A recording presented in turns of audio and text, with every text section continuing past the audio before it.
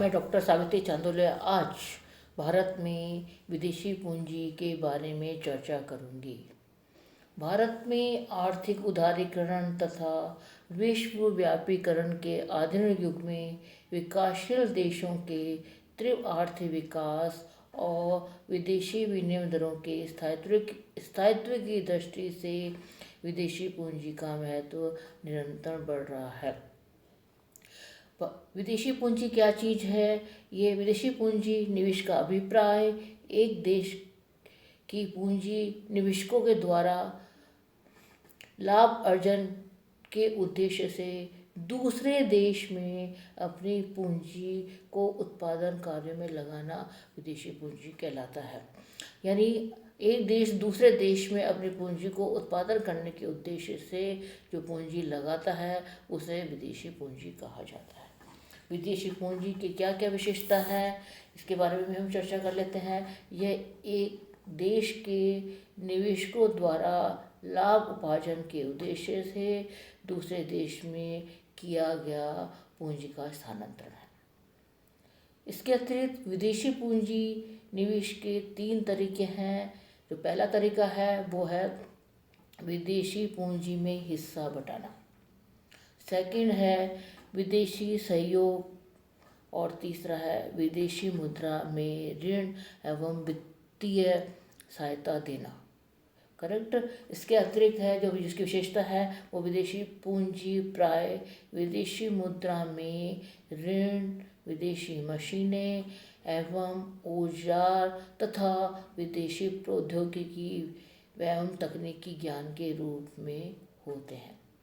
इसके अतिरिक्त जो विशेषता वो है विदेशी पूंजी निवेश की शर्तें प्राय संबंधित देशों के निवेशकों के पारस्परिक समझौते एवं कानून के अंतर्गत तय होती है।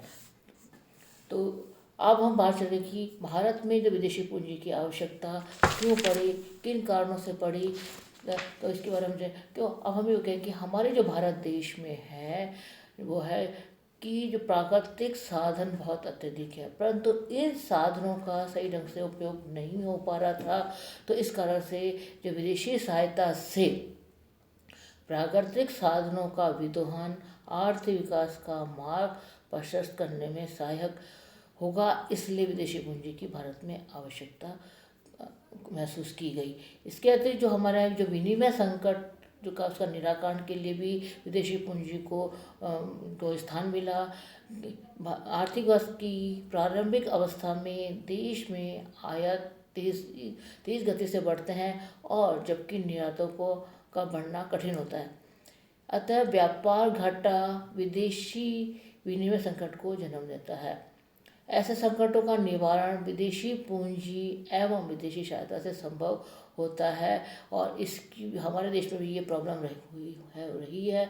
तो इस कारण से हमारे देश में विदेशी पूंजी की आवश्यकता को महसूस किया गया। तो जब हम ये कह रहे हैं कि जब हमारे साधनों का सही ढंग से विदोहन के लिए हमारे हमारे जो भुगतान संतुलन जैसी समस्या उसका निराकरण के लिए है, अगर इसका समाधान इसको एक साधन माना गया तो जब हमारे देश का इससे होगा देश के विकास में भी इसको मतलब तीव्र आर्थिक विकास संभव हो सका, इसको भी एक हमारे साधन के रूप में इसको माना गया। तो विदेशी पूंजी सहायता से देश में बड़ी मात्रा में पूंजी विनियोग संभव होता है। अतः विकासशील देशों में जिनमें प्रागत आंतरिक बचत निम्न स्तर पर है तथा विनियोग दर कम है, उनमें विदेशी सहायता प्राप्त कर पूंजी विनियोग से आर्थिक विकास किया जा सकता है। इसके अतिरिक्त जो है इसकी आवश्यकता का कारण भी ये था, या इसका महत्व हम बोलेंगे तो क्या था, तो ये हमारा ये था कि हमारे यहाँ पर जो योजना है उनके सफल रूप से क्रियान्वित हो, सफल रूप से उनका संचालन हो सके, तो हमें सही ढंग से पूंजी प्राप्त हो सके और हमें सही ढंग से तकनीकी टेक्नोलॉजी प्राप्त हो सके और हमारे देश का आर्थिक विकास संभव हो सके। इस कारण से भी विदेशी पूंजी के महत्व को बढ़ावा मिला। जब ये सब चीज़ हमारे देश में ढंग से उत्पादन होगा, अधिक से अधिक उत्पादन होगा, अच्छी तकनीक से उत्पादन होगा, सही ढंग से हमारे जो प्राकृतिक साधनों का उपयोग होगा, तो ये है कि जब हमारे देश में लोगों और इससे रोजगार की जो है रोज़गार के अवसर प्राप्त होंगे, और जो रोज़गार के अवसर प्राप्त होंगे तो यह है कि हमारे देश में जो है गरीबी जैसी या बेरोजगार जैसी समस्याओं का समाधान होगा। और साथ ही साथ हमारी जो जो जो हमारे यहाँ पे जो उच्च टेक्नोलॉजी से जब उत्पादन होगा या अच्छी टेक्नोलॉजी से जब उत्पादन होगा तो वस्तुओं की कीमतों में भी कमी आएगी।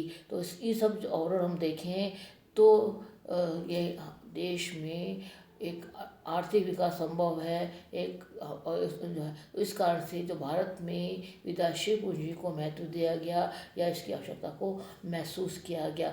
पर जहाँ पर इसके इतने फायदे हैं तो वहाँ पे उसके अतिरिक्त उसके उतने इसके मतलब वहाँ के कुछ कुछ हमारी समस्या भी क्रिएट करते हैं। क्योंकि जब कोई व्यक्ति दूसरे देश में आता है और अपना पूंजी लगाता है, या कोई कंपनी आती है वो अपने देश की पूंजी दूसरे देश में लगाते हैं, उसमें कुछ ना कुछ उसका स्वार्थ निहित होता है। और वो उसका जो यहाँ पे जो विदेशी पूंजी की हम जब बात करते हैं तो उसका जो मेन स्वार्थ होता है अधिक से अधिक लाभ प्राप्त करना होता है। तो जब वो अधिक से अधिक लाभ प्राप्त करना चाहता है तो ऐसे क्षेत्रों में वो उत्पादन करता है जहाँ पर उसको अधिक से अधिक लाभ प्राप्त करता है। जिन क्षेत्रों में वो उसको लाभ प्राप्त नहीं होगा वो अपने वहाँ पे अपना उत्पादन नहीं करेगा, अपने उद्योग नहीं लगाएगा। तो इससे क्या होगा कि क्षेत्रीय जो असमानता की जैसी स्थिति हमारे देश में सर्जित हो सकती है। और वो जो उत्पादन करता है उसका जो लाभ अर्जन करता है वो अधिक से अधिक लाभ अपने ही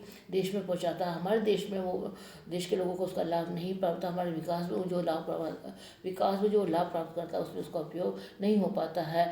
तो इस तरह से हमारे देश में जो होता है कि कई तरह की जो समस्या उत्पन्न होने की का डर रहता है। तो हमें ये देखना है कि जो विदेशी पूंजी की जहाँ हमें आवश्यकता महसूस हुई, उसका हमें जो उसकी महत्वता महसूस हुई, तो हमें उन चीज़ को इस तरह से उपयोग करना है कि जिस तरह से वो हमारे विकास में सहायक हो सके, न कि हमारे विकास में मतलब ये क्या है कि कांटे का काम करें या एक प्रॉब्लम क्रिएट करें। तो हमें इन सबको ध्यान में रखते हुए इस प्रकार से विदेशी पूंजी का उपयोग करना है जिससे देश का विकास संभव हो सके और देश का मतलब ये लोगों विकास समान। धन्यवाद।